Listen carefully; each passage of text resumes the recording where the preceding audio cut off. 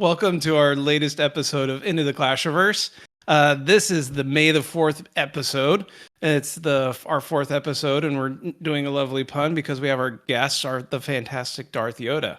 He comes over from the Clash Files family clan, the Sons of Gun. And Yoda, welcome. Do you want to tell us a little bit about yourself before we dive in? Yeah, sure. Well, first off, thank you for having me on. I've really enjoyed your first three episodes you guys have done so far. I think you found a nice little niche within the podcast community. So, just excited to be here. Like you had said, I'm Darth Yoda. I'm the leader of a clan called the Sons of Guns, a rather large clan family within a large clan family of the CFF.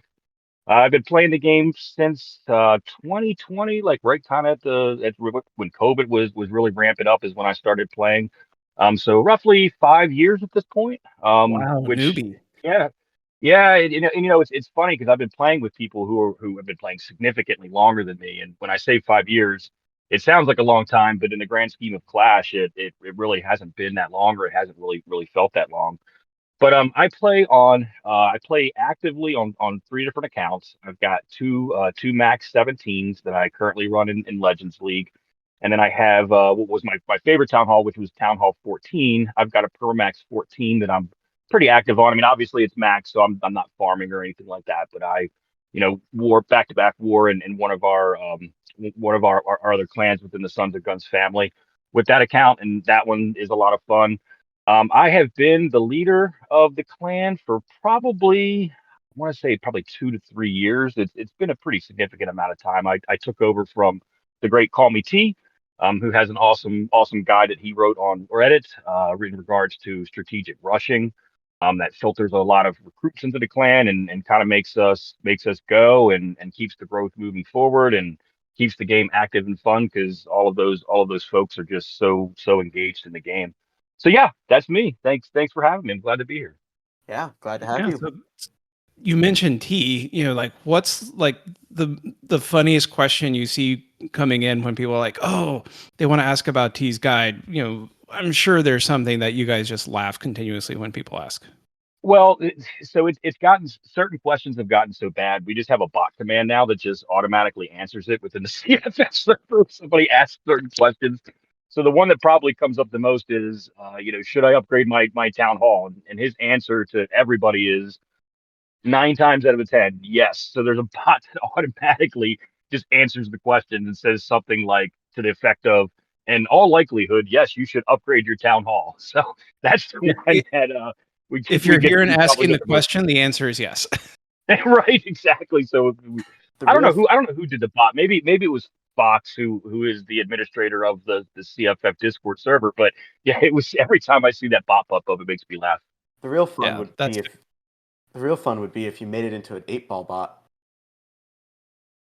Outlook. Right, just gave random Not random so good. answers. Exactly. Should I upgrade? Outlook not so good. We probably could make that happen, honestly. Yeah. I'd be all Fox does for a it. fantastic job. So shout out to Fox for all the hard work inside the our servers. Yeah, I mean yeah, definitely. I mean, we don't. So we're not like I know you guys are part of the Red Sword family, and you guys have your own server, and then you also utilize the CFF server. Well, the Sons of Guns, we don't like we everything that we do is within the CFF server. We have own our own section in there, which I know actually you guys both have access to. So all of our rooms and everything that we do, everything that we need to do to run the clan is actually 100% done on the CFF server. And that's been one of the huge wins for us when we decided to move over to the CFF because the level of server support that we get is just it is excellent. Yeah. We have a Magnus, so we have an amazing admin for us as well. So it's great. Yeah, Magnus is a great guy. Yeah. Known him for years. Yeah, so we're finally getting to do this episode. Our goal was weeks ago in order to go do this. And first, I had a horrendous cough, then Wolfie, and then you got hit with the plague too, Yoda. And so finally, we're getting to record. But that brings us to where it's the end of CWL as well as the update. Hmm. So how Sons of Guns pretty competitive. So Yep. how'd you guys do in CWL this time? Yeah, so we had been playing CWL and Champs 2 for a very long time. And one of our major goals as a clan was to get back to Champs 1 because that's like the pinnacle. I mean, that's where the pros play, right? And we had been there prior, and we didn't survive there very long, honestly. We were only in there for a couple of months, and then we demoted. And I want to say probably for a good 8 months, we have been trying our hardest to get back into Champs 1. And as you guys know, because I've had the opportunity to do CWL with you guys the last several months as well. It's hard. Going from Champs 2 to Champs 1 is an incredibly difficult feat to achieve. And I'm very, very pleased to announce that yeah, we actually finally made it this time after months of trying. So we were super stoked, and the guys worked really hard to get us there. And just the struggles and trying and the failures month after month to finally make it just felt awesome. Yeah, we're sitting in champs too. It's our third Yep. month in a row, and we're definitely feeling that pain of it's climbing a big hill. And I think really what it comes down to is we shoot ourselves in the foot more often than other clans beat us. Yeah, all these. Yeah, I mean, so I mean, to get the champs one, you have to be good, right? And then you also have to have a little bit of luck go your way as well. And what I had experienced the last several months with you guys is I think there was we just didn't have the ball bounce our way too many times. And you got to have that little bit of luck. And then in order to get there, realistically, you've got to maintain a 43 star average, and that's hard, man. That's basically saying out of 15 individuals, only two people can not triple, right?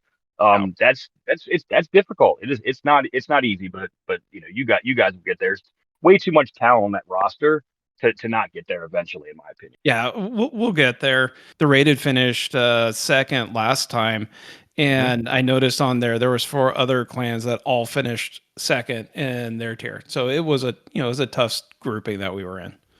Yep, yep, and it doesn't get any easier. I mean, every once in a while, you'll have a clan in champs too that is just basically showing up just to get some medals. But I've said this for a long time. I think two of the toughest leagues to play in are champs two and then Masters League One because the teams there are tryharding, right? The people playing in Masters One, they just want to get the chance, right? They just want to be able to say, hey, we're a champions clan, so they're trying hard, and then once you get into C2, well, then everybody's trying to reach the pinnacle. Like then this is where the rubber meets the road, and you got to be good. You got to be damn near perfect in order to get to C1, and that's what everybody's trying to do. So I think those are the two toughest leagues really to play in because of that. Would you say that it's like easier to maintain your spot in Champs One than getting up into Champs One almost? I do. I certainly do because you're gonna run into in champs one is people that are content with just being in champs one. They don't want to demote. Like that's the that's the goal of champs one is don't demote because there's nowhere else for you to go. I mean, you can finish in first place, and sure, a lot of people are trying, but really the goal is not to demote. So it's a little bit easier than saying, hey, in Champions 2, right? You guys know this. You have to run through 7 teams. Like you can't lose, right? In order to promote, you got to beat everybody, and that's Yeah. tough. Well, in Champions 1, you don't have to beat everybody. You can lose a couple of wars and still maintain there. So, in my opinion, it's easier to maintain than it is to go up. Yeah, champs two. It seems like you have to beat seven opponents. Where Mhm. in champs two, you just need to not. You just need to win three times. Yep. Yeah, pretty much. Yeah, if you win three, because three clans demote in Champion One, right? So nobody promotes in three go down.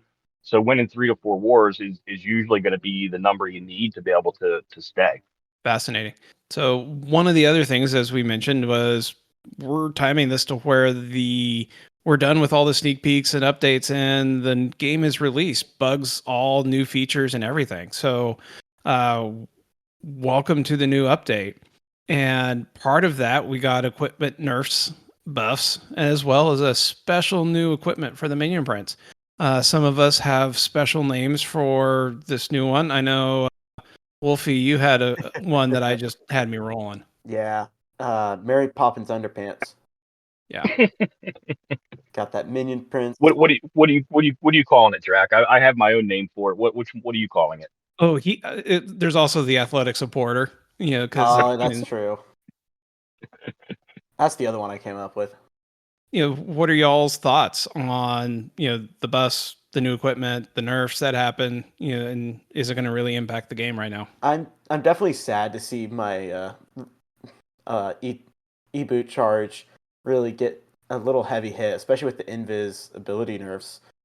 On top of that, just the general like damage just a little bit less, it really hurts my timing, especially like, oh, it no longer takes 2 hits to get this building. It takes 3 now. Mhm. Just throws me for a loop each time I do a hit.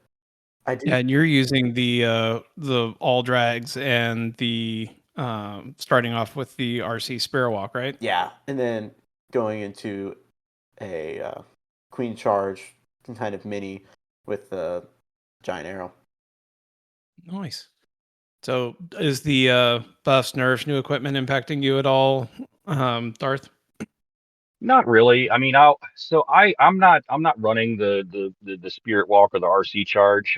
I did for a while, but my timing on it just wasn't very good, if I'm being honest. And which is crazy because I was a Sarch god back at Town Hall 15 because that was one of the only attacks that worked back then. So counting the four is something that came really easy to me. But for whatever reason, it wasn't as strong as the Hydra comp that I run. And I'm very good with that comp. My triple rate's pretty high. So it just didn't make sense for me to switch because I was already meeting with so much success running the comp that I was using. That there was no reason. Like I tried it out. I thought it was fun. I actually enjoyed it more than the Hydra comp that I typically run. It just wasn't as effective for me. But as far as the nerfs, I mean, it was needed. I know everybody hates nerfs, and everybody also probably hates me like a broken record, always saying that they're needed. But there's too many people all running the same strategy, because it was so overpowered, right? So when that happens, I don't think that's good for the game. Like I want, I go back to everybody, I had to take a bunch of lip when they nerfed the root riders all those times, right? But back then the game was really stale because in order to compete, you had to use root riders. So that's what everybody used, right? So the game just became stale. So they nerfed it, and all of a sudden people went, "Wow, look at all these other strats that worked." And guess what? They worked the whole entire time, but because root riders were so effective, nobody tried anything. So they Yeah. nerfed it, and variety came back to the game. So I seen to a lesser degree with the whole RC charge and visibility, boot charge thing, right? And to a lesser degree, that was starting to really creep up, where it was like 9 out of 10 hits, everybody was running that, and that's just too much. Yeah. As far as the effectiveness of it, though, I know Wolfie, I heard that you were having a little bit of struggles. I wouldn't worry about that. I think that I don't think the nerf went far enough, and I think the strategy is still going to be incredibly effective. You're going to need to just make some adjustments, like you said, on timing and things like that. But listen, it just dropped a couple of days ago, right? So those things are going to come to you, and then you're going to realize that you're going to have just the same amount of success that you were having with it before. Yeah. I I think think well, go ahead, please. yeah, I think the biggest thing that actually threw me for a loop, the first hit I did was the new freeze animations. Like that completely threw me off guard. Even though Drac, you warned me about it, oh, be watch out for that. It's a very different thing. It's kind of disorienting. In my mind, I was like, oh, how different could it be? And it kind of relates to this whole like this update had a bunch of minor changes, but as a whole, it kind of disrupted the ecosystem, at least in my attack. But even though all of these like things are minor, that it kind of just culminated to like one big kind of almost nerf to me at least. But like you were Yeah, saying, a lot of it's probably just going to come You off in a you'll couple get there. weeks. yeah. And look, it's not even going to take that long. I mean, you're in Legends, right, Wolfie? Yeah.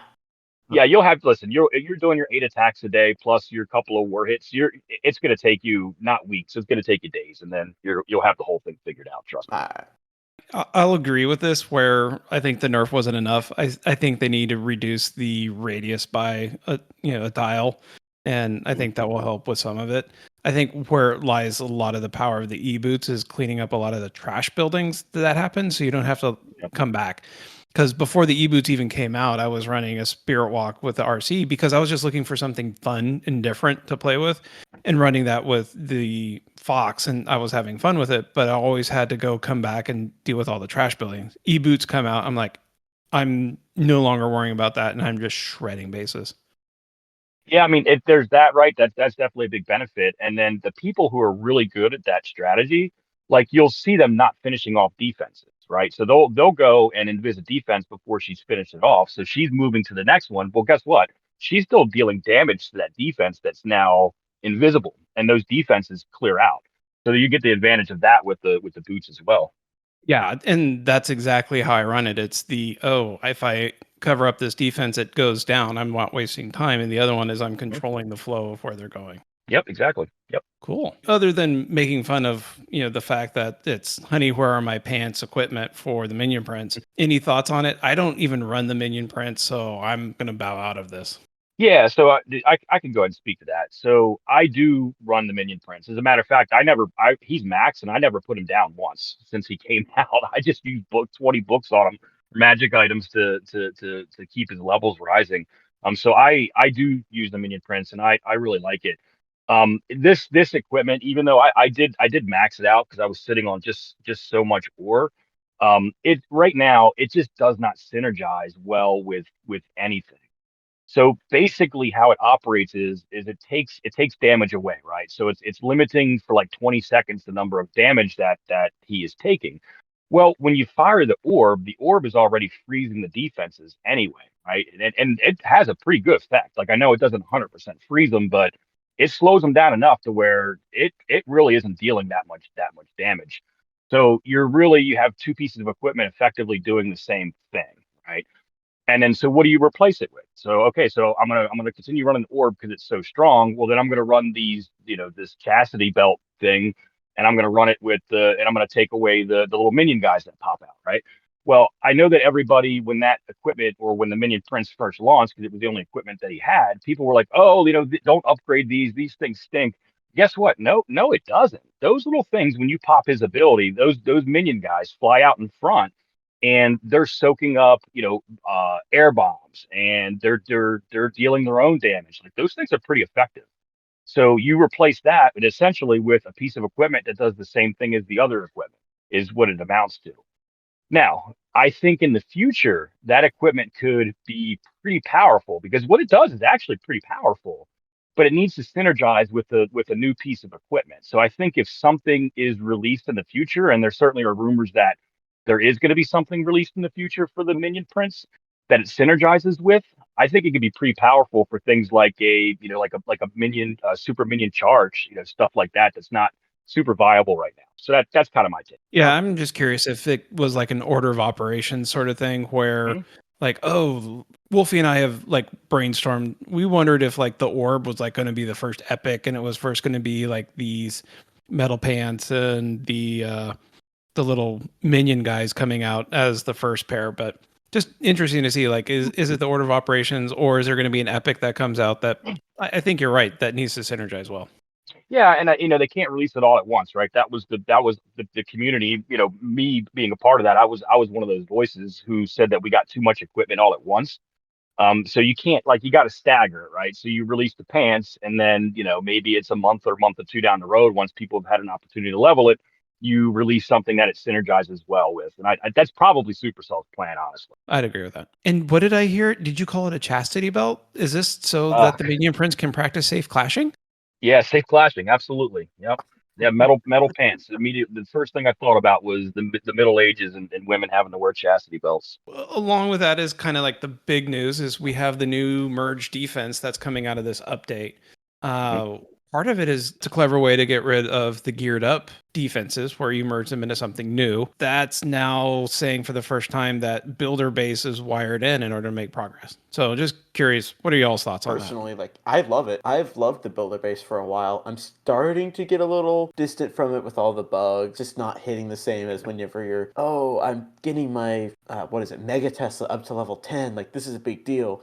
And instead I'm like, okay, I'm getting my fourth firecracker to level 9. It's the same thing with like walls in the home village. I I love the integration, but if they're gonna do it, I would rather they full on commit to it versus just kind of like just, oh, are we gonna go do it? Oh no, we're not. Oh, we're gonna add the sixth builder. Oh no, we're getting rid of XYZ. I think they need to either commit to it or remove it. Yeah, so I don't have any big concerns with them, blending in builder base with the main village. I mean, we've already had that for years, right? We've had the geared up defenses, we've had the six builder that you need to unlock, via the builder base. So I have zero issue with that whatsoever. I don't play the builder base. I've been playing for 5 years and my builder base still isn't maxed. And I'm definitely known as a bit of a whale when it comes to I spending feel money. And that. I don't even think, yeah, I don't even think it's close to being max. So it's just one of those things that's easy to, at least for me, just to kind of forget about. As far as the defense itself goes, I think it's a really cool idea. I think it gets rid of another two completely useless defenses and hopefully creates one that's going to be impactful and make the game a little bit more difficult. I've already maxed mine, but I haven't had, because there hasn't been any, and you guys know this, there hasn't really been any proper layouts released on the internet yet. Following the update, we'll start to get those coming in, within the next several days. But I haven't had an opportunity really to attack it with a proper base. But it does seem like it's impactful. Like I think it's going to make the game a little bit more difficult. I like the idea of the long range and short range mode, although the short range mode, which I think they're calling it fast attack mode, it seems to be a little bit more effective than the long range. But I like the idea of being able to switch it up and change it. I think that's fun and interesting way for us people who don't build bases for a living or not very good at building bases like I am, an opportunity kind of to tweak around with the base and play around with things. So I think it's a great idea. And listen, I am all for anything that makes the game more difficult right now, and I think it will. Yeah, I think it was a great move.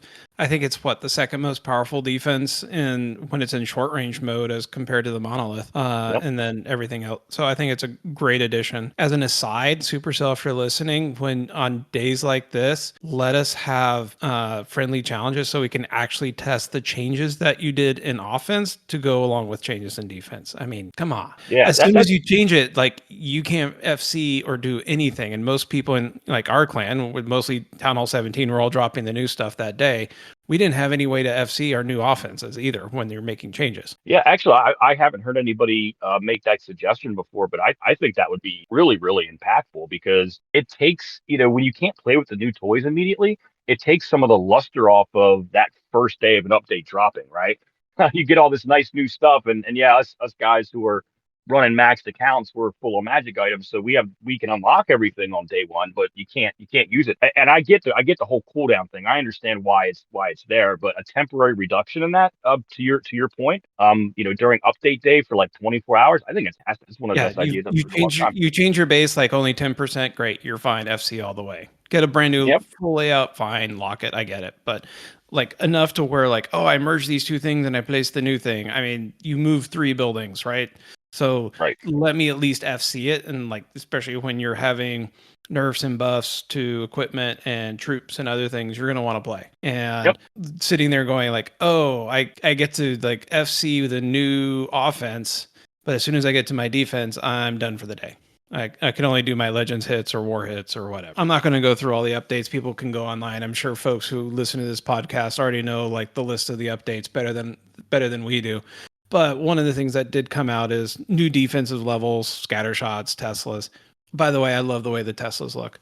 Um, so do you think that with the new levels and the new defense, is there going to be any shift at all in the meta, or is it just more of, hey, here's shiny new skins and pretty much the game stays the same? I do think the new defenses are going to be impactful to the meta. I think that we had some nerfs. Not we definitely talked about the boots and the invis vial. Of course, there was the other one to the earthquake boots, which a lot of people run. So you have that coupled with some new defensive levels and a new defense itself. And the new levels they're on defenses that make a difference, right? They matter. It's not like giving an archer tower a level. Like nobody cares. It's not doing anything, but people plan for scatter shots, right? I mean, they do, and people definitely plan for a new defense. And I think these levels are gonna make the game a little bit more difficult. And I think anything that can make the game a little bit more difficult right now, I think is a positive thing. for the game itself. And these levels are on defenses that matter. So I think that it is going to be a little bit more challenging for people. Not a lot. Like, listen, it's not going to be a complete meta shift in the game by any stretch. We're not going to go back to the dreaded Town Hall 15 days or anything like that. People are still going to have, good triple rates that they can feel good about. But I think that the triple rates are going to come down. We just wrapped up a war in SOG. Actually, it's wrapping up right now. It's in its final minutes, and we still went perfect. I get it. Not everybody has a proper base right now, but but we still went perfect. Everybody's triple rates are still going to be high, but I do think that they're going to come down, and I think that's a positive thing. We'll take an example. If you're running like 30v30 and everyone's triple rate is 50%, that means you're still going to run perfect wars.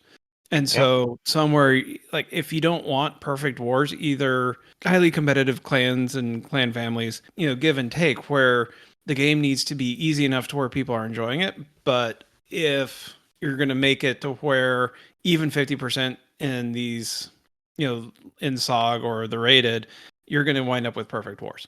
So at some point there's going to be some sort of give and take between there. And I don't envy Supercell trying to walk that challenge. No, it's difficult, right? And I get it because you can't go back to Town Hall 15. And as competitive as a person as I am, I would personally like to see us go back for my personal enjoyment of the game to a level of Town Hall 15. But I would not want that to happen because I think that would be detrimental to the game. Like you guys were playing back then. We saw all the people leaving, taking breaks. The amount of frustration back then it was at an all-time high. And for the health of the game that we all love, I mean, we're here doing a podcast, right? It can't be that difficult, and it is hard to figure it out, right? You have guys like me who want it to be very difficult to play because that's what I enjoy, but I'm the minority, right? I know that. The majority of people they like getting these 80% triple rates, 70% triple rates. It makes them feel good and it makes them enjoy the game. But you have to find a balance in there somewhere. And you're right, it's difficult to do. Yep. Wolfie, Back. what are your thoughts on the new defenses and the new meta? Is there going to be a new meta, or are we just more of the same? I honestly don't think there's going to be too huge of an impact.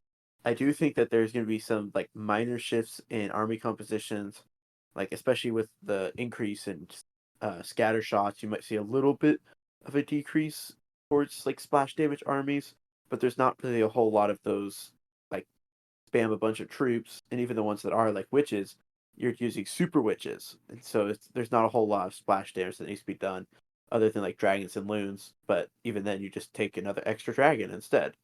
So I really don't think there's going to be too large of an impact throughout the whole meta.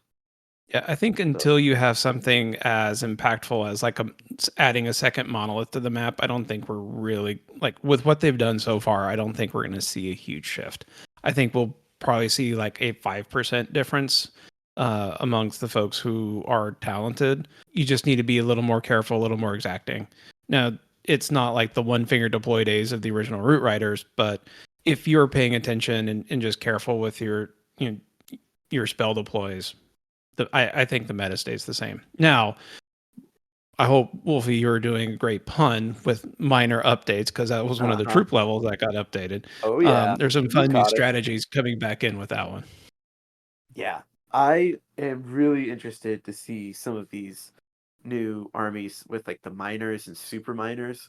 I know Itsu's done, I think, a couple videos on those, and I've looked at one of them, and I'm tempted to look at the other one, but I'm sticking with my dragons because I just love the dragons, and and here's the irony for folks listening is my name is Drac. I love dragons, and I'm the only one on the podcast right now that does not run dragons. Yep, and I make fun of him for it. I've tried to get him into dragons. We've tried Lalo. There's just nothing. Lalo, no. No, I'm not Lalo. Now, Hydra, I might get back to. I see so much success with folks doing Hydra even now. We'll get there. All right, moving on. So there are new troop levels, free to look up. But the big one that I saw was the miners getting a buff. Therefore, super miners gets a buff. and the healers get a level, but point out it only affects the actual. It helps the heroes, and that's it. Yep. Yeah, I think we've already Unless covered y'all most got of that. something else. Part of the update is we get a new siege machine finally. And it's where it's new, where it's stationary, it stays in the corner or wherever you drop it. And it flings both troops that it comes with, like a wall breaker and a giant and something else, in addition to the troops that you put in there, which come out smallest to largest in capacity. What do you guys think? I honestly think that it's kind of underwhelming. I was personally rooting for a two space siege since we just got the addition of the what is it, two spaces in the clan castle, and we've had three as like our army, and I think it would be really interesting to remove some of that flexibility in armies, even though most people only run one siege. But it would be really cool to try and see some new experiments with those sieges. And I think this one was kind of a letdown because it's not like the siege barracks where you get like two pekkas and a bunch of wizards to go with it. It just kind of like puts the troops there. So that's my 2 cents. I'm gonna pass it over to you, Yoda. Yeah, so I was actually pretty excited when this siege was announced via the sneak peeks. I was like, oh cool, what a cool idea! Sorry. It's gonna fire troops across the map, right? So I was really excited for it, and to one of the points we made earlier, like I was super excited to play with it on day one. So what does old Yoda do? I maxed the damn thing, on day one, and then I announced it out to the clan. I'm like, hey, I've got this thing maxed. Go ahead and you can ping me, and I'll donate it one to you so you guys can play with it. And it was just like crickets. Like, not a single Oh, person wanted to use this thing. So I was like, okay, this is not a good sign. Because we have some very good players in SOG, right? So Yeah. like when the consensus of the group is nobody even wants to toy around with it, I'm like, oh crap. So I did my own testing, and the thing is, maybe I'm doing something wrong, but it seems pretty worthless to me. Like I'll set the thing down in a corner, and it starts firing troops. I couldn't figure out where they were going. Like it seemed completely random where they were being launched to, and I could never figure the thing out. And it's just, to Wolfie's point, it's just compared to what the other sieges can do, it's just not worth it. Like it doesn't have the same impact or power of the flame flinger, for example, sitting there, just banging away at defenses, or a blimp where you can deliver a triple clone Yeti bomb right in the center of a base or right at the town hall and just wipe out, 25-30% of the base with the machine itself. Just the ability to fling troops across the map was a really neat idea. Like I like the outside of the box thinking by Supercell. It just at least for me, it doesn't work, and I haven't seen a single person in SOG use oh it. wow. So to be fair, when I first saw it, my summary of it, this is as useful as a t-shirt cannon. And so I have not, like, I'm upgrading it on the siege barracks, but I'm not spending a gem book, nothing on it. Like I'm going to slow roll this thing. And, ultimately, I look at it as this is a wasted opportunity for Supercell, because if you're a Monty Python fan, at least you can have that thing fleeing a cow because, Iki Lavash. Yeah. Yep, exactly. Like the best mistakes to learn from are from other people. So yeah, listeners out there, learn from my mistake to put it should be pretty low on your priority. You don't go spending a bunch of magic items on it like I did on day one. Yeah, and don't go maxing it. Just get to the second level, because if you're in a clan, in your clan levels are advanced, you just need to donate it to the +2 Yep. levels. Yep. Hey, All yeah. right. New siege machine. Come on, Supercell. I think we need more from it. The best case I heard from it was stick a bunch of ice golems in there, and then it can throw them in front of your troops. But again, if you don't know which troops it's tracking and like where they're gonna go, it's hard to be predictable. Yeah, and I tried that. Like that was the first thing that came to my mind. It's like, oh great, I'm gonna launch all these ice golems into the middle of the map, and it's gonna freeze everything, and it's gonna demolish. And it just that's not what it did. Like the ice golems were like landing behind all my pack of Oh, troops, and it would burst and like freeze like nothing. And yeah, Useless. well, Thanks for Yeah, nothing, you useless use machine. All right. One of the other things that comes out is, especially for those of us who, when we get to the upper levels and we're just trying to grind on walls, is we have a bunch of loot sitting there and we don't know what to do with it. So part of the solution to that, Supercell just introduced a new helper to their helper hut, which once again uses 7,500 gems to max. This is the new edition is called the Alchemist, which will convert 3 resources to one of the other 3 resources, and that's gold, elixir, and dark. I think this is a great concept. I just hate the business model. I don't know if I'll ever even push it past 1, but I like the idea of converting excess resources into something useful. All right. What do you think? Yeah. You pretty much summed up my thoughts. I love it. I wish we had it a long time ago whenever I was back at Town Hall 14, 13, having maxed dark after 2 days after the Town Hall, upgrading the Town Hall. I think it's going to help a lot of people, especially with walls, because I know, Drac, you have a lot of catching up to do to get up to where I am with my walls. And so I think it's a great feature. I just hate how many gems it costs. Yeah, so I thought that the whole builder hover hut thing was a helper thing was a terrible idea, and I was pretty vocal about that on a couple of podcasts that I did. My opinion on this one is a little different. I think that I've said for a long time that the ability for us to trade resources is something that is in many games, but it hasn't been in our game. And our game is there's a lot of different resources, right? I mean, you can't even count them all. There's so many different types. So the ability to have an exchange system, I think, is something that, like Wolfie said, is long overdue. Um, I it's not going to impact me. I will never use it because I don't have any need to use it. Like I stay in Legends. I never have to worry about loot. I haven't paid attention to loot in years. But when I think about, like, one of the core things that we do in the Sons of Guns family is like supporting strategic rushing, right? So I think that, had we had something like this when I was a strategic rusher myself coming up, I think that would have been super helpful, right? Especially when, you're rushing and one of the principles is, you got to keep your heroes down, right? So you're constantly grinding dark elixir, and the ability to be able to trade elixir or gold into dark elixir, I think is something that is going to be very useful for a lot of people who are like midway through the game and really are on that grind. And as a matter of fact, T and I are going to be, call me T and I are going to be in an upcoming episode of Pineapples and Thorns. And this is one of the things that I really would like to get his take on, because this is right in his wheelhouse. But the good news about it is that what I've heard, I haven't ran any math on it. I rarely do any types of math or numbers crunching in Clash.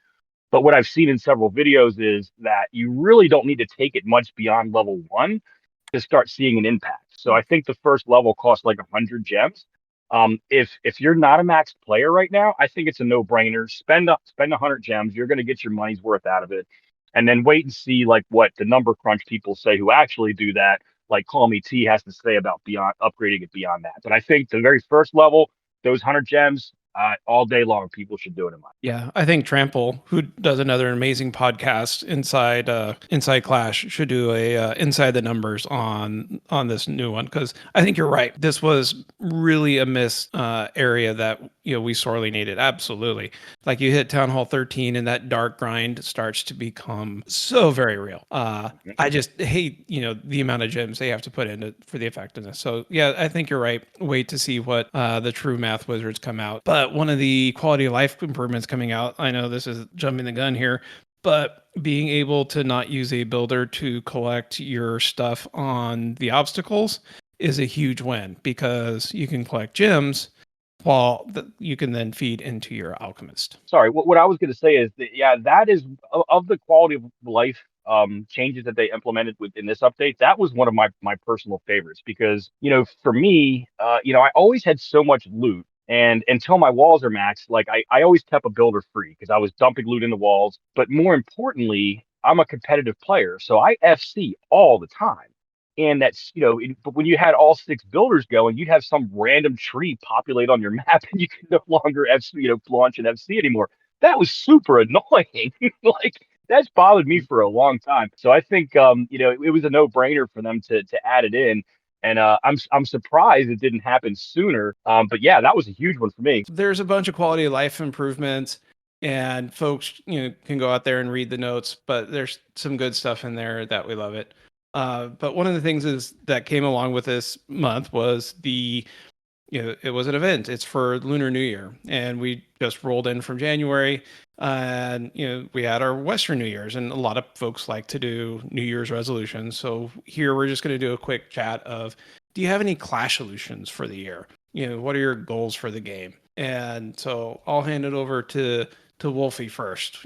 What are some of the things that you would like to accomplish this year in Clash? Yeah, the biggest thing for me is getting a Legends League like top finish at above 6,000. I just think that would be just a fantastic little badge of honor on my profile. But another really good one for me is getting a perfect CWL week. I've been so close so many times, and then also so far a bunch of other times. I'm a 1-star warrior in CWL. No other way to say it. I also think maxing builder base and maxing my walls could be fun. I don't know if builder base will happen, but I've already almost maxed on walls even after the new update. So that'll be over pretty soon. You're such an overachiever. Absolutely. All right, Darth. Do you have anything that you want to accomplish this year? Yeah. And I think this is a great topic too.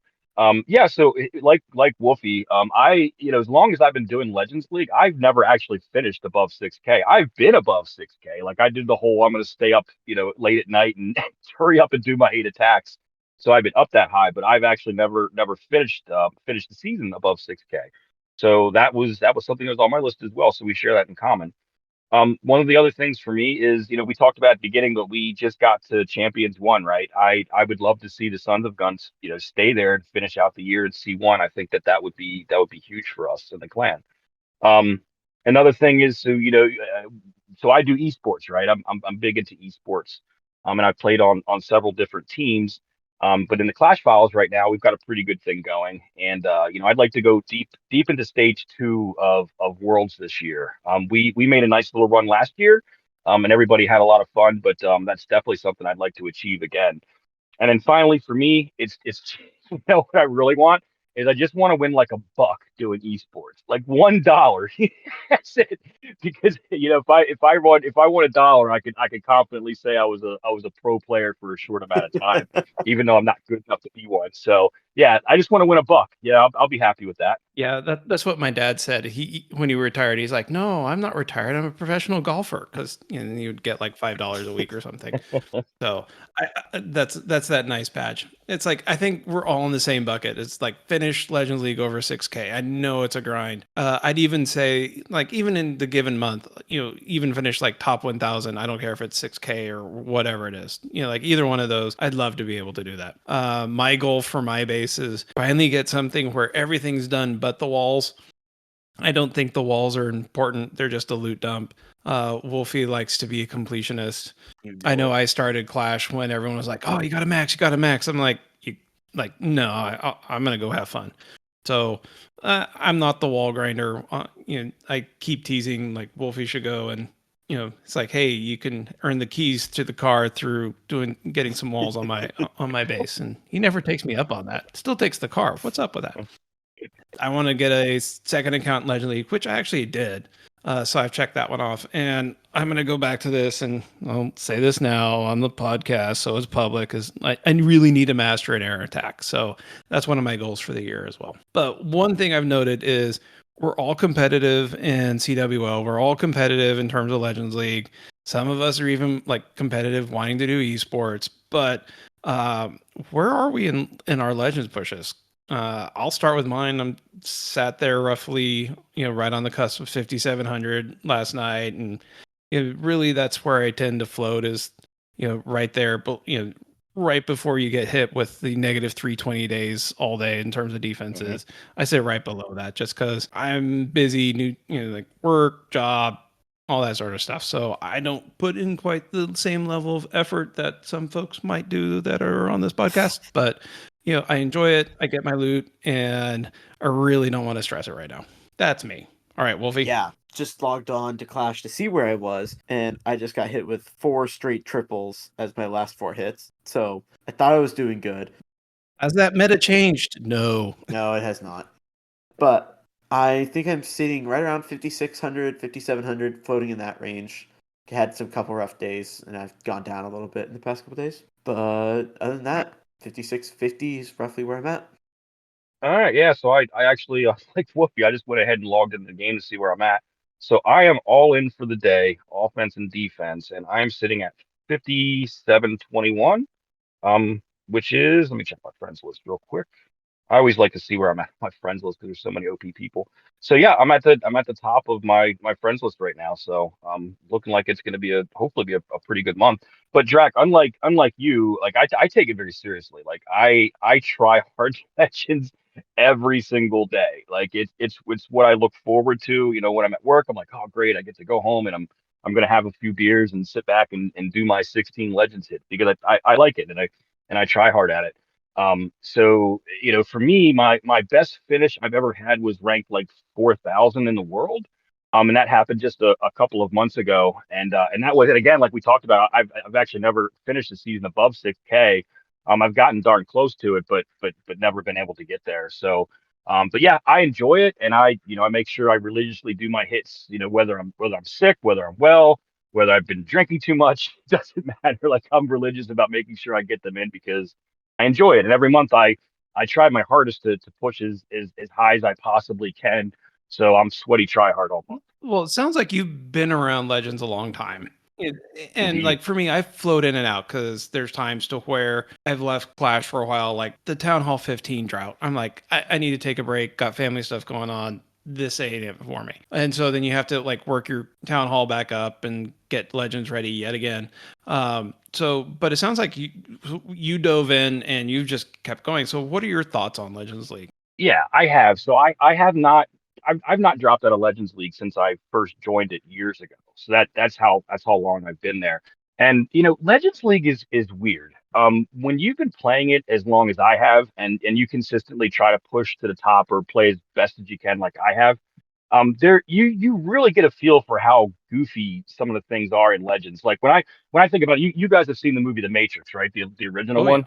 So what it feels like to me is, at the beginning of the movie when he's in the Matrix, but he doesn't know he's in the Matrix, but he knows something's wrong with the world. You know what I'm talking about? exactly. Okay, that's what Legends feels to me because I see all of these tendencies and things that happen in Legends in regards to the algorithm and the matchmaking, and it just something seems off to me. And I do have friends in the creator program who are able to discuss things directly with Supercell, and Supercell swears that it's purely based off of your cup range, and then the matchmaking is based around that, and your 8 opponents are assigned to you at the end of each league day. But to me, it doesn't feel like that's the way it actually works. Like I'm sure that that's the way it mostly works. But anybody that's been in Legends League as long as I have knows exactly what I think it was Wolfie was just talking about. No, it was you, Drac, about taking those 7 to 8 defenses a day. And there's minus 320s every single day. It's like once you push so high, let's say let's say you're sitting at like right now this time in month, if you're sitting above 5,700, you're probably pretty high up in Legends right now, right? So let's say you have a good day in Legends, and a good day right now is going to be, like, say you gain more than 20 cups. Okay, so you gain more than 20 cups, you've had an excellent day. You could set your watch by. I call it the Legends slapback. The very next day, your attacks are going to suck, and you're going to take horrible defenses. It's almost like the game has a way to be able to adjust when somebody goes up and they have too big of a gain. And again, when I say big gain, I'm talking only about 20 cups, right? I'm not talking about hundreds of cup swings like you see in low legends. Like 20 cup swing is big. And the very next day you'll feel that. It's almost like the game has and Drac, you would know way more about stuff like this. This is your wheelhouse. This is just me being touchy feeling about what I think is going on. But it's almost like the game has like sliders, right? So like it realizes that you did better than you should have, so it's going to penalize you the very next day. It's almost like your offense becomes a little weaker and the bases that you're hitting becomes a little bit harder. And again, it's nothing that I can say that I definitively know that that's what's going on because I certainly do not. But having done it for so long, it feels like there's something a lot bigger to the matchmaking than what Supercell is letting on. What say you guys? There's two factors going on. One, there is the cognitive impact of what we as humans, like looking at stuff, we want to make sense of the world. And we're like, oh, wow, I was successful. And oh, the algorithm is going to punish me. And you're just going to look for stuff that's going to, the confirmation bias. You're just going to look for like, oh, of course it's doing that, versus the days of where you keep doing well day after day and you don't realize like, oh, I wasn't quote unquote punished by the algo. So we tend to focus on the negative more than the other. And so that's where I always want to go back and look at the data. But I think there is potentially, at scale. And so, and this is like getting into the software engineering, is when they go and test it in their dev environment, they don't have the 25 million players running through that system. And then you come into production and nothing tests like production. And you have what, 1 million plus players sitting in Legends. And it's going to have to go and sort. And you can only spend so much time running your CPU power. Is I think players who are better tend to wind up getting clustered together. And then we as people tend to just look for things that wind up being negative for us than being positive. Now, I don't think they're actually changing the the difficulty setting. I've thought that too. And I'm like, okay, let's start writing down these numbers. And is it, I am putting my own pressure on myself because I'm up now at 5,800 cups today. Is it my own psychological pressure of saying, I need to keep doing well in order to stay up here? Or I see the negative 320 on defenses and go like, oh, I'm never going to make this up. So I give up. And so there's psychology at play in terms of what we as humans are looking for, as well as when you get to certain cup ranges, there's so many people tying at those cups that are so good that some people get up there by accident. And so they'll be a little easier to hit on their base, or they do worse on their hits. And I think just in sheer numbers, when you're matching 100,000 players, because, let's draw the top 100,000 players as the benchmark, is where I think we really start to see this, is you grab 8 of those and you can have this. And I think really, like, once you get to the top 10,000 and the difference between like, players 100,000 to 90,000, I think there's difference in kind. And so if there's been days to where I was hit by everybody was 10,000 plus and I got shredded on defense. And then there's other days where I got hit by no one was better than 80,000 and I did so much better. But it, I think, is just kind of random. And the data that I've started tracking is, I think it's more around, they have issues around how they cluster, how they pick players, and trying to speed up like player selection. Is, I think they actually have a bug in terms of like, it's truly not like fair in the sense that it's truly random. I think it's just a bug in the way they're doing, and they just don't test it at scale. That's my nutshell. Wolfie, you got anything, or Darth? No, you pretty much summed up anything I was going to Good, say. Whoopi. I think it's that feeling of just getting punished over and over again every time you do well. Yeah, and I think the only thing that I will add on it just a little bit, Legends League, but a little bit off, is I say, okay, so we know that there's a problem in Legends League where you reach a certain point, right? And now it's a game of inches, right? You're losing 3 cups here, you're gaining 4 cups here there, right? And there becomes a stalemate at the top. And I think one thing that Supercell really needs to do, and I know the community is the competitive community is split on this a little bit, but they got to implement hard mode in Legends League. I think that if they did that at a certain point within Legends League, I think that would alleviate a lot of the problems, especially with the changes, the recent changes that were made to hard mode, because I think those changes have been very effective based off of my testing. But if you just said, okay, so anybody above 5,600, once you cross 5,600, now Legends is being played in hard mode. I think it would alleviate that stalemate that happens at the top and make it more fun for the competitive people, where you can actually gain a fair amount of cups, or in fairness, lose a fair amount of cups as well, instead of the stalemate that kind of happens at the top. And that's it. It's like, I don't disagree that having some sort of hard mode, or even something that the higher you go, the more difficult it gets. But I wouldn't pick it based on cups, because it seems kind of arbitrary in terms of like the size of the pool that you're going to be in. I would go and say like, well, the top 100,000 players, you guys, do you want to enter hard mode? Okay. And then you can have a real ranking from there, and people drop out of hard mode or not. That's where, I would probably do it, is more on like who are the truly the best players coming in and have them sorted out versus just arbitrary cups. Because I think there's plenty of people who are successful and then they get slammed and they're like, oh, I was just playing the game. I don't care. Yeah, no, I think that that's fair. I would be a proponent to do it that way. Absolutely, I think that's another great way to do it. So you're a hardcore pusher, Yoda. So that's evident. And I've been part of clans that people where I was like the only one that was pushing.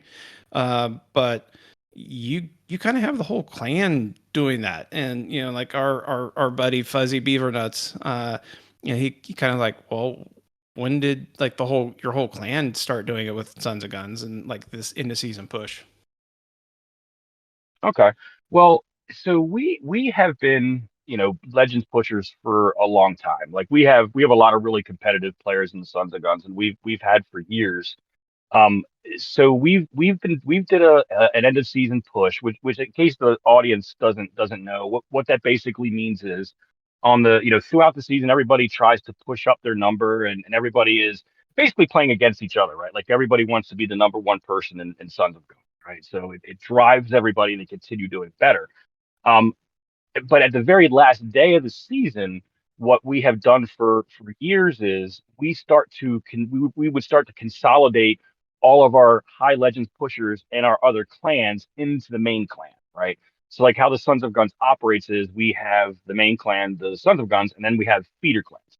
Well, guess what? The people in the feeder clans, a lot of those folks are actually very good at the game and quite high legends pushers themselves. So what we would do is we would kick out all the people who were down at the bottom of Legends or not in Legends at all, and start to bring in everybody from the from within our own family and see how high we could push the Sons of Guns up in the global and U.S. rankings. All right, so we did that for a very long time, and we kind of did that under the radar. Like it wasn't something that many people knew about. I mean, we pushed pretty high in the rankings, and we were consistently say finish in the top 50 in the United States, and that was great. But something that has occurred more recently is we started having a couple of our friends would show up, right? So a couple of people from maybe the Rated or the Good Guys or Red Thorn, they would pop in just to see what the heck all the crazy Sons of Guns people were doing for end of season, and they would stay and they would push our number up a little higher. So that kind of trickle turned into a pour probably like 6 months ago, and now what happens is at the end of the season, it's probably only like as we get down to the final couple of hours before it actually ends, it is probably less than 50% SOG people in the clan at that point. It's people from yeah, it's people from like all the clans that I mentioned, and then people start trying to pour in from everywhere else because it's like people like they'll watch it and and the legends pushers that are the top pushers in the world, they start watching those rankings in the final couple of hours, so you just see the Sons of Guns climbing, climbing, climbing, and it becomes infectious, right? People start trying to join, they want to get in, they want to see how high they can get the clan to go. And that is something that's been a relatively short-term phenomenon as far as us actually doing that, where we just have like these massive amount of people that are all friends of ours, and then it becomes friends of friends that are just pouring into the clan in the final hours, and then we try to see how high we can push it up. And we typically finish in the top 10 in the U.S. We've hit the top 5 in the U.S. a couple of months here recently, which is something that is really unheard of because there are clans that they're 100% dedicated to just this one function. Like that's what they do. That's not us, right? Like we play CWL, we do wars. I mean, we're a regular clan, right? We're not a clan that's all we do is push. So we're going up against these professionals, and to see the Sons of Guns push up so high, with the help of so many of our close friends in the broader community, has been something that has been a lot of Yeah, fun. I remember going into my first Sons of Guns push, going in like my first Legends League ever, and going in, and I think it was with the event troops in December with the cookie troops. I wasn't even using them, but I Mhm. pushed all the way to 5,947 on the last day. I think the last day I had plus 80 as my last standing. It was nuts. But You got missed I defenses. You got I got so lucky. so And I'm still lucky. not bitter because Wolfie beat me that season, and Yeah. I'm still not gonna let that down. I'm not gonna live that down. Well, we were glad to have you. I mean, 5,900 is an incredible number, Yeah. So that definitely helped our total. I would imagine you were probably top 15 in the I think it clan, was right? With like that number? top 7 or something. I remember hitting 7 at some point, Yeah, hell yeah. and I was not expecting that. I was Nice. expecting like, oh, I'm gonna go over. I'm gonna be like 50th. They're gonna kick me out, and I was like, oh shoot, this is actually pretty high. Yeah, and just so the listeners know, Wolfie and I, yes, we do participate in the last few months with this. Our buddies Fuzzy and King Redbeard started like, "Hey, come join us. Your cups are high." I'm like, "Okay," and now it's just kind of like a fun end of season Yeah, we got tradition. voluntold to go over.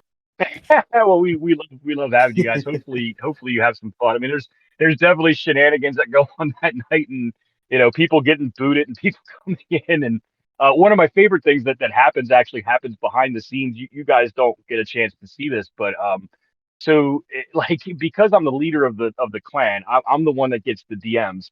So once the clan gets so high, so like once we're in like say the top 20 in the US, I start getting DMs from people who are looking to receive money, right? Because that's a big part of how these pro clans and pro players operate as far as EOS goes. So I start getting these DMs, and people are like, "Hey, how much are you willing to pay me to come stay in your clan?" And I'm like, "Hey, look, that's not how this works. You guys actually have to pay me. That's how we support the clan." And they're like, "What are you talking about?" I'm like, "Yeah, you have to pay me. That's how we do it. We don't pay you. You pay us to come on board." So I get to have a little bit of fun with those people. You do a little turn it upside down Oh, over there. heck It's yeah. always fun.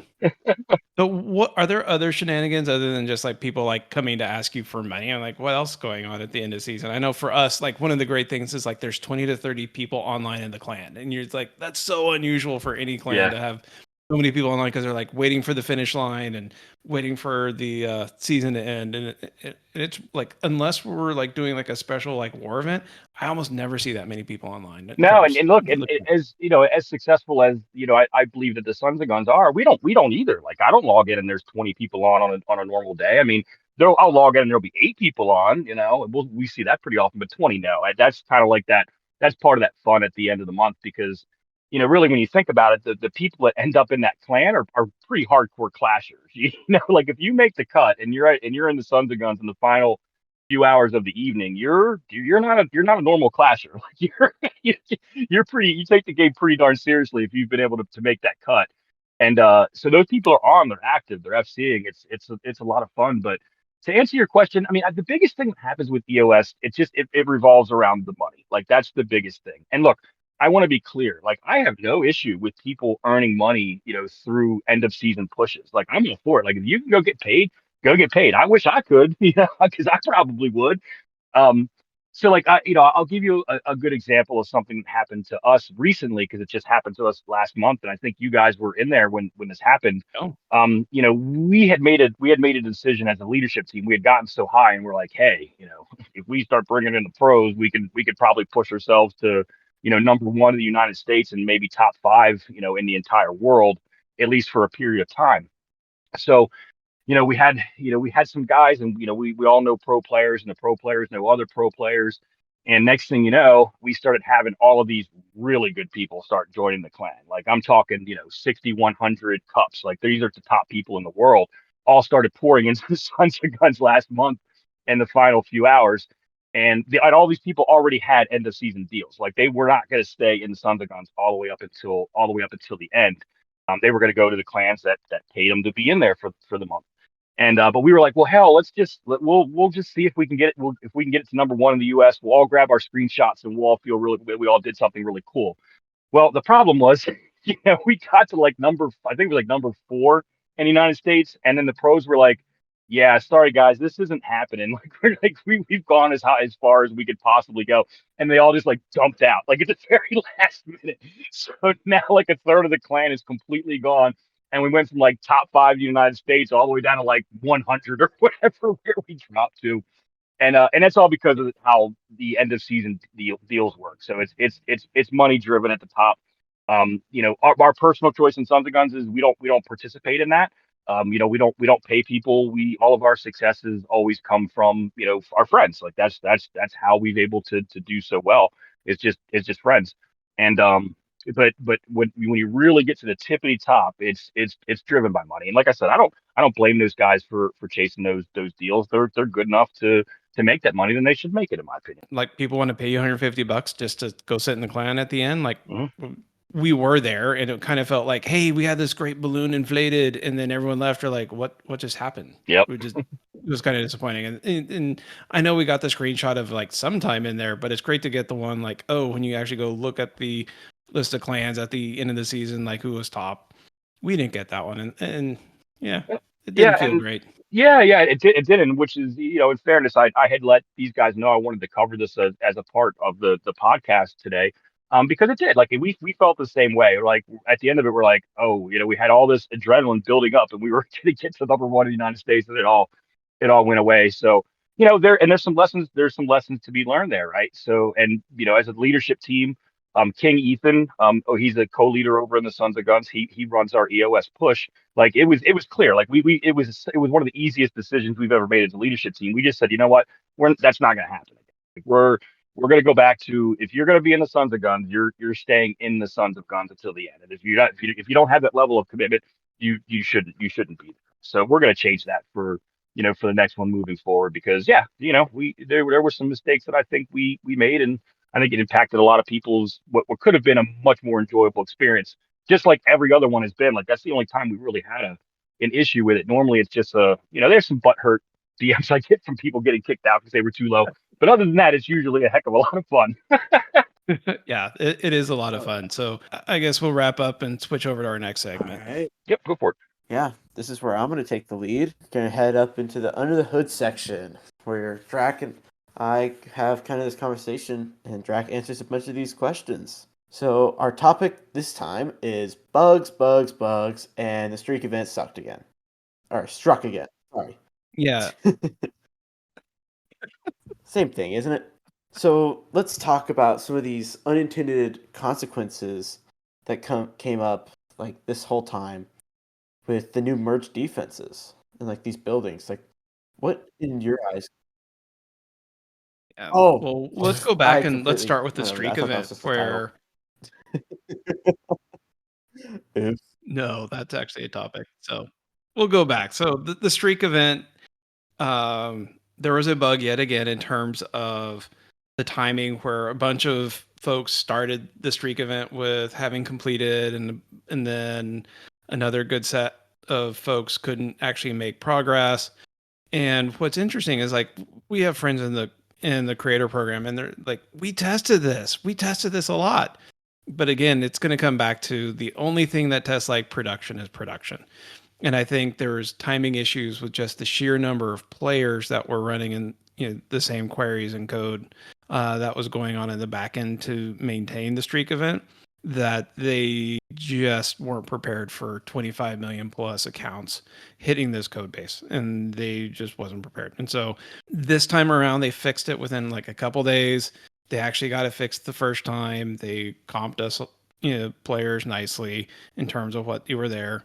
But it's just interesting, just over and over again, just hearing how from multiple folks who participated in the creator program tested this out, and they were very thorough, and they were sure they got it right this time.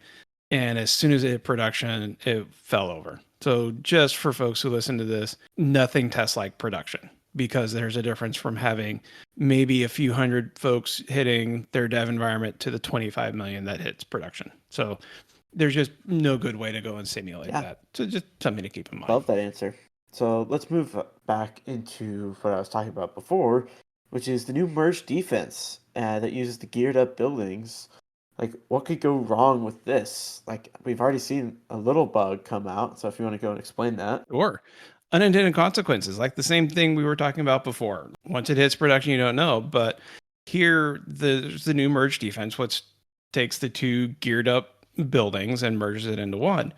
But these same geared up buildings are part of the builder base in terms of getting Bob, which is the sixth builder. And it's a subtle bug that went on. And I'm sure they product folks didn't even think about it, but they went and like ran like, well, what are the number of Town Hall 718 accounts that don't have the geared up buildings? And probably very little. and it could be like 0.1%, or it doesn't really matter. But they went like, okay, we can go and push this new feature of this merge defense, and it's not going to meaningfully impact the Town Hall 17s. But one of the things that there's a disconnect is a lot of times, sometimes between product and how they are thinking about the game of like, oh, the merge defense, it's the geared up ones, versus how the engineers think about it as, oh, in the builder base, when you go to try and get the 6 builder, it says, do you have this geared up building in the home base? Do you have this? It goes through all 3 of them. And so the code might explicitly be looking for those 3 buildings over in the home base, and as soon as you merge them, those are gone.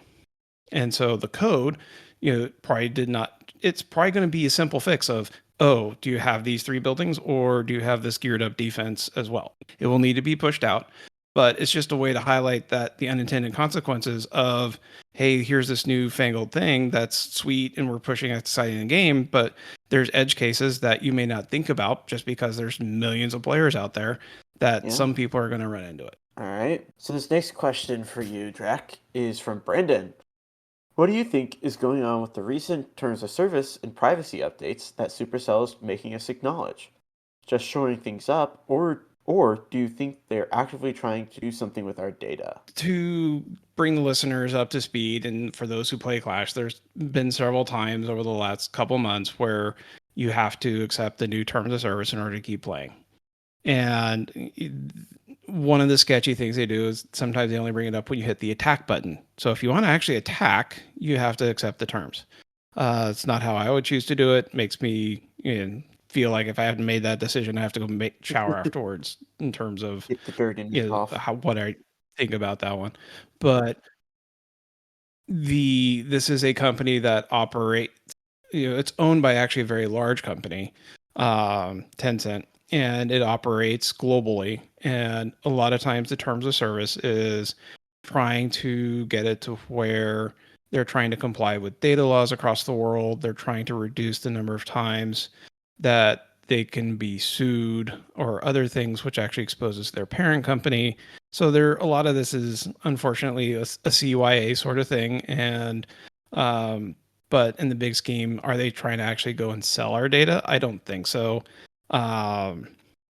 Supercell really doesn't really collect a ton of data as far as I'm aware. It's probably more than I would like, but I don't think they're trying to go and sell it. But ultimately I think it's doing CYA, protecting the parent company Tencent, and reducing their legal costs in the long term. Yeah. All right. So this next question comes from me. It seems like in some cases bugs are fixed almost instantly, while others take a lot longer, even years, to be fixed. On top of this, it feels like bugs in the home village are prioritized over ones in other villages, like the builder base or clan capital. Is there a reason for this seemingly prioritization of the home village? Yes. Money. All right, next question. So really, so to be fair, it's you're spending a bunch of engineering dollars because you're having 60 to 80 people working as a team on this game, and they only have so many hours a day, week, etc., and you're going to have to pick trade-offs of what you work on. Some of it is based on, it could like a bug that rarely shows up but is really bad. It could be that, oh, that's a 1 in 10 million chance that it shows up. And they could say like, well, it's really bad, but it almost never shows up. So why should we spend time fixing it? Other times, in order to do the fix, it's an incredibly complicated code fix because of interdependency between modules or the database or something else, to where it just becomes really expensive to fix, just because in order to do the right thing, you have to go and touch and rip out a whole bunch of stuff. And in order to do that effort, you have to justify having a bunch of engineers go and do that sort of work. And so it really just comes down to it as like, how easy is it to fix? How often does it show up? Is it revenue impacting? Is it experience impacting? And how many people are impacted by it? And so each company comes up with like formulas in terms of when and how they're going to work on things. Next up, we're going to dive into the Clash Toolbox. And we're going to highlight a tool that I absolutely love. It's called the War Report. It's an app that you can get on your iPhone or your Android device. I don't know, Yoda, if you've heard or used this app at all. I found out about it through our mutual friend, King Redbeard. Yeah. So I do. I have it installed on my phone. But I don't typically use it. But I know a lot of people in the Sons of Guns do. Martor, one of our other co-leaders, she's a big proponent of it and is using it constantly. But yeah, I don't really use it all that much, to be honest. Okay. But at least you heard about it. There's a lot of folks, and the whole reason why we talk about it here is to try and give exposure. But I personally use it heavily during the CWO week. I'm our clan warlord. And so during CWO week, we're off splitting our clans amongst, I think, 4 different ones. Because the drawbacks to being in champs is you only get to run 15 accounts at a time, really, and so we're spread out amongst clans. We have folks who are off doing Or Wars. It's just a way to me to help keep track of like where not just my accounts, but other folks who are needing to get hits in. Allows me to go look at opposing accounts and seeing like what equipment they're using and figuring out what their hero levels are. And it's a good way to do scouting. There's just all sorts of things that you can do there. And because I can't be everywhere all the same time, it allows me to go track the wars that I don't have an account in, and help keep in touch with folks. And the nice thing is you can put in as many clans and players as you want in there. So I find it useful. I would love if more of our leadership would embrace it, at least in the rated family. Cough, hint, hint, nudge, nudge. And yeah, I'll leave it at that. But check it out. It's a useful tool, and the more that we can support it, the more the developers are encouraged to go and put good features in there. So our next segment is, as we like to call it, is what the actual. And at some point, we would love to have one of our answers make the listener go, what the actual? So the first one comes from Fuzzy. And I guess this is for you, Darth. How did Sons of Guns start the 1v1 tournament that you guys like to do? Oh, okay. Yeah, so this has been a Sons of Guns tradition for many years. And again, we're a pretty darn competitive clan, and we like to be competitive amongst each other. And what better way to do it than, to have a Royal Rumble every month following CWL, where everybody that signs up is pitted against each other in a 1v1 FC, with the winner moving up the bracket and the loser leaving the tournament. When it actually started, I honestly don't know. We've been doing it a long time. Like it's been a tradition for forever. Our co-leader T-Sim actually runs that tournament, and we recently started having more people come in from outside of SOG, like Wolfie. I know that you're participating in it this month. And it's been a tradition of ours forever. But I don't know exactly when it started. It's been years. Yeah, and I hear my Wolfie is, he's gunning Ooh, for the current yeah. title holder, I who's think Wolf. Wolf and I are So gonna have a little yeah, bit of there, so it's not just like inner, yeah. So it's not just inner clan oh yeah. stuff. It's tied to that name. It's I the mean, whole oof. Yeah, I gotta fact check that. I'm logging into the game because one of the cool things that we do is the winner of the 1v1 actually gets featured in our clan description for the world to see who won it. And actually, it wasn't Wolf that won it. Wolf has won it within the last several months, but who won it last month was actually your oh guys' boy Kronk. So he's the man to knock off the mantle for the month of January, was actually Kronk. So congratulations to him. Yeah, nice job to Kronk, and I think Fuzzy took it the month before that. I think he did. I think you're right. Yep. So the rated is quickly getting some hardware that we're collecting. You certainly are. Yeah, you've been in our clan description for a few months now. All right. This is a fun one. The next question is from King Redbeard. I'm not sure if it's the gluten-free version, King Redbeard, or the gluten-full one is King Redbread. Um, what parts of Clash remind you of a stormtrooper's aim? All right, did you want me to take that? Lead off with that one. I think we're all going to answer this one. Okay. All right. So in case the listeners don't know, if you're not a Star Wars fan, the inside joke here that he is speaking about is that stormtroopers notoriously have really poor aim. So that's kind of where he's going with the question, in case anybody wasn't already aware of that. So for me, it's Yeah, easy. if you're a main character, stormtroopers will miss you. Right. So for me, the thing that reminds me the most of this is the attack that I'm running, because that part always seems to go poorly for me, and that's the giant arrow shot. That thing just has a mind of its own. It's going to miss whatever I'm intending it for it to go after. It's going to completely miss, and it may still add value for whatever it got for me. It may just shoot off into the yonder, but that one's an easy one for me.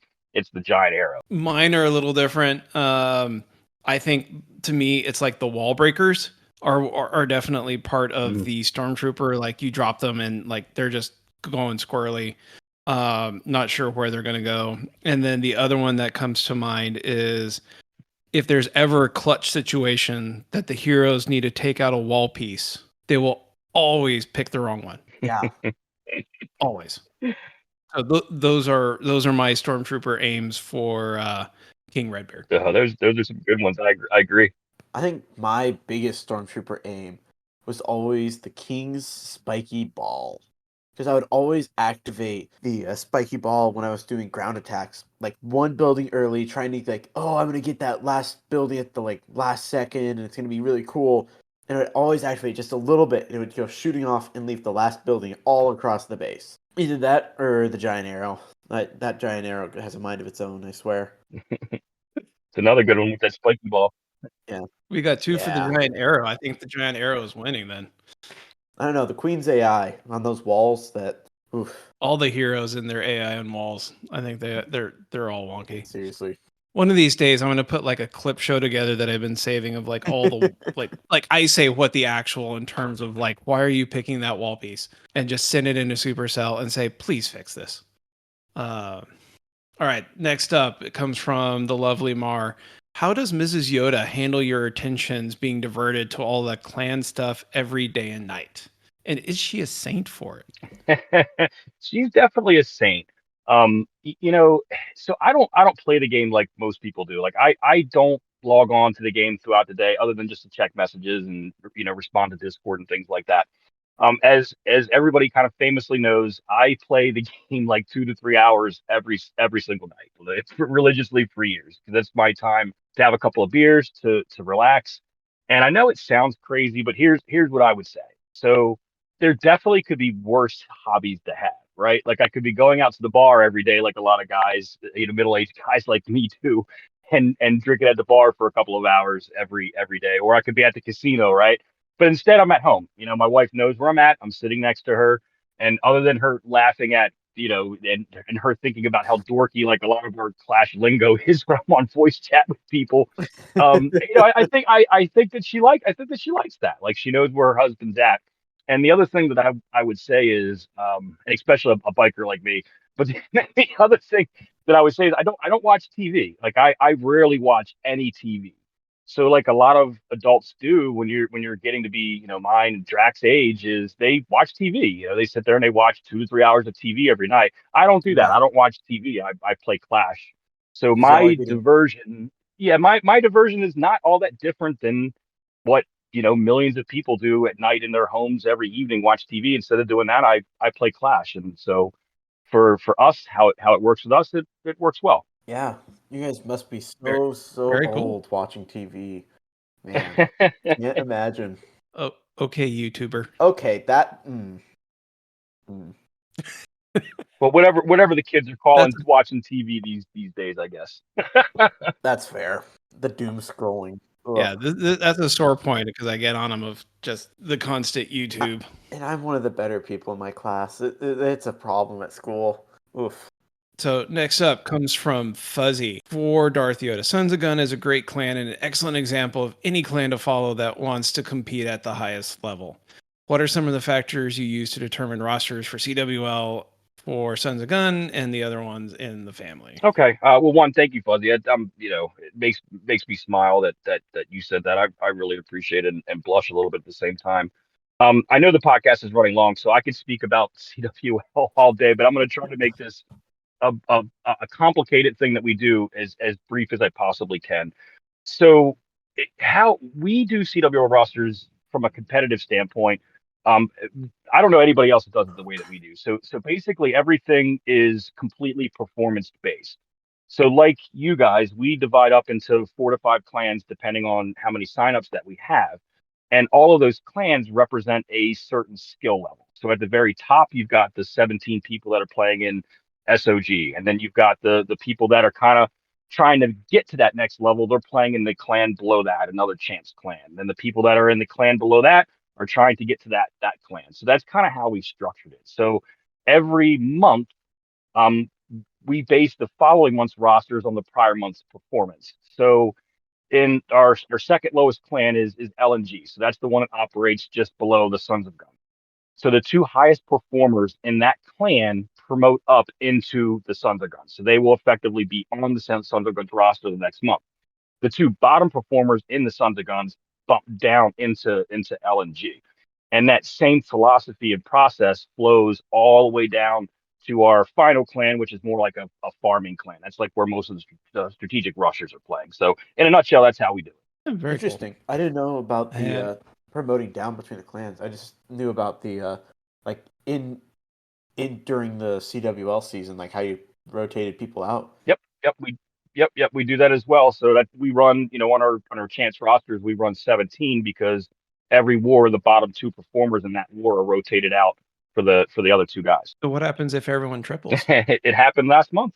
Good old DY volunteered to sit, so that's how we handled it. Well done, Yeah. you. So speaking of DY, where does the name Darth Yoda come from? Another long answer that I'm going to try to keep very, very brief. And you guys know that's very difficult for me to do.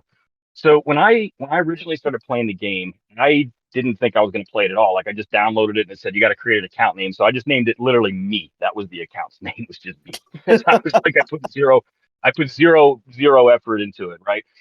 And then and my son started playing the game, and at the time, the Mandalorian was just coming around, and Baby Yoda was all the rage. I'm sure you guys can remember that period back then. So he named his account Baby Yoda, and then my wife started to play, so she became Mom Yoda. So then what did I do? I changed my name to Dad Yoda. that was my that was my name. But the problem was that everybody started calling me Dad. So it was like they didn't feel like spelling out Dad Yoda, so just called me Dad. And that got really weird really fast. So I'm like, okay, I got to think of another name. And I was playing this game called oh heck, the name's eluding me right now. But anyway, I was a character in that game, and my name was Darth. So I said, okay, well I'm gonna be Darth Yoda. And then I like it how it's kind of an oxymoron, and that's just kind of stuck ever since. And I've been Darth Yoda for I guess probably 4 years now. That's fun. All right. So last question before we go and wrap this up. This comes from one of your own clanmates, MB67. Darth Yoda, how many tattoos do you have? And what kind of bike do you ride? Oh wow. Well, okay. MB. Well, what? That's kind of a sexy question, isn't it? Um, so surprisingly, like I am a biker. Like I've been a biker my entire life. Like I raced motocross when I was a kid, so I was on motorcycles since I could barely walk. Surprisingly, I don't have that many tattoos. That's the truth because I'm also a professional in life, right? Like I have a professional career. So I always said, even from when I was very young, that any tattoos I would get, they would be they couldn't be seen by the public unless I wanted them to be. So, if I had a short sleeve shirt on, you wouldn't be able to see any of my tattoos. But I have a total of 4. The one that I'm most proud of, and Drac, you'll like this. It actually takes up the majority of my torso, and it's a giant Chinese dragon that kind of rides my whole stomach up around my upper torso area. That's pretty cool. But to answer your question, yeah, it's only 4, surprisingly, but one of them's pretty huge. As far as my Very as nice. far as my bike, I've got multiple. So the one that's not kind of like my bar hopper, that is a Harley Davidson Street Bob. So I've loved that bike for years. And then I also, I'm 45. I'm getting up there in age, right? So I do have my old man motorcycle as well. That's more comfortable for longer trips. And that one is a V Star Deluxe. Oh, very nice. I used to have my motorcycle license years ago, and moving to Texas and having kids, I went, nope, because if Texas is at least especially in the Austin area where we're from, it's dangerous to do a lot of motorcycling around here because we have a bat problem. It's known as big ass trucks, and they tend to not watch out for motorcycles. Yeah. So once Wolfie's 18 and out of the house, I told my wife that like that's when I will think about getting my license again. Yeah. So am I the only reason keeping you from living out your dreams? Yes, Oh, you are weighting me down. You are the tie down. Just you, only you. Has nothing to do with anything else. yay! I have a role of importance. You do. All right. Well, Darth, thank you for joining us this evening. It's been a blast. We should do this again sometime. And again, Yeah. I'm not going to bring you and T on here. That's just like crossing the streams on Ghostbusters. Not going to do it. But I don't blame you. appreciate you joining us. He's, for folks who follow the various Clash podcasts, he's going to be on Pineapples and Thorns with T. So I look forward to a 3-hour marathon, considering the update and the debate of The Alchemist. I think that will be an hour's episode all on its own. But if you enjoy that, enjoy what we do, please check out Pineapples and Thorns. There's also Inside Clash with Trample Damage, and our friends Congressman Coolrick has one on Reddix Talks Clash. So check those guys out. They do great work if you're looking for more Clash content. And if you decide to go and buy things in the creator, in the store, Supercell store, pick a creator, use their code, support the community. We prefer code Trample. Hey Yoda, what do you use? They haven't given me a creator code yet, so I use code Trample. Nice. So we here are big supporters of Code Trample. It's another great one out there. Support your creators when you can. And we'll talk to y'all next time. So thanks for listening in. And this might be beating Fuzzy for the longest episode that we have. Oh, wow. And for folks who don't know, Darth owns the 2 longest episodes on Pineapples and Thorns podcast. So this is a trend. So enjoyed having it. There's a reason why it's good stuff. And we'll talk to you all later. All right. Sweet. That was awesome, guys. Thanks for having me. I love talking about Clash.